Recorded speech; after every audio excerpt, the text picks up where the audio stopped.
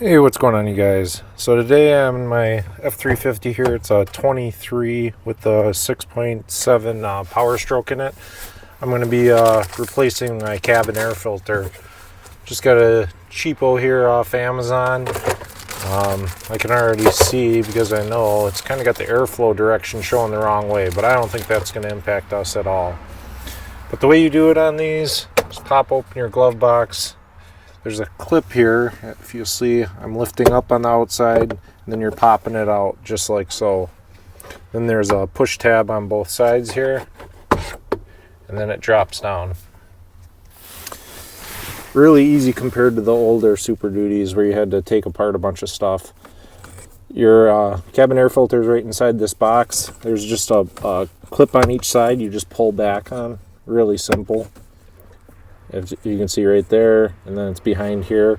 I don't know if this is just a 6.7 thing, and I didn't see this in any video I looked at, so that's why I wanted to make this one. But these kind of are in the way of things, and then it just lifts out here. You'll see here as we pull this out, you really got nowhere to go with it. You might be able to just unplug those. I'm not sure, to be honest with you. I'm not going to worry about it. This thing folds up and out of here pretty easily. But there you have it. Your filter's out. I'm going to unbox this one real quick, and then I'll bring you in for a comparison on it. Alright, here, so we got them side by side here. Same height, same width, same features. Got the tabs on it, side tabs to prevent airflow from getting past. It does have the airflow face in the wrong direction. I really don't think that matters. Everything about it's designed the same. I bet you they just in China put it on there upside down or something. You can definitely see a weight difference though, because this one is a carbon filled, supposed to help with smells and everything. So I don't know, hopefully that helps with fresh air, I suppose. This one's pretty dirty. I got about 10,000 miles on this truck.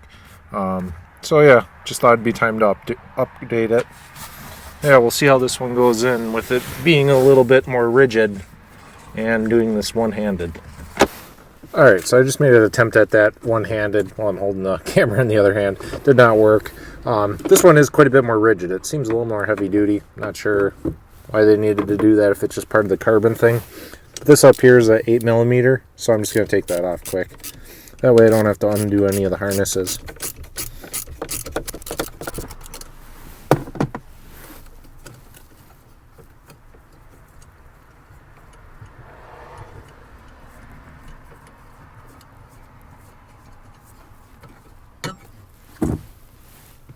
Alright, now with that out of the way, we got a straight shot in there.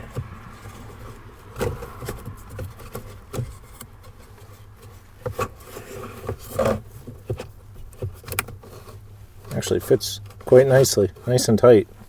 It's almost a little troublesome to get in there. Since we got our harness out of the way, might as well stick our cover back in here.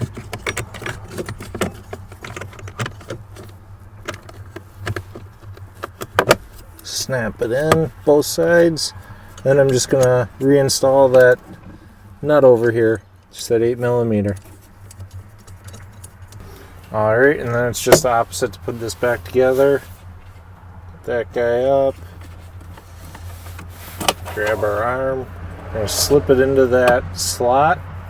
We're gonna slip it into that slot and push down on it to snap it in.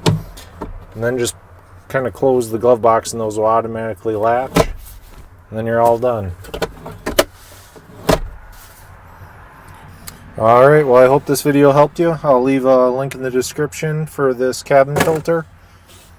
If it did, please give me a thumbs up, comment if you guys got any questions for me, and be sure to hit the subscribe button. Thanks for watching.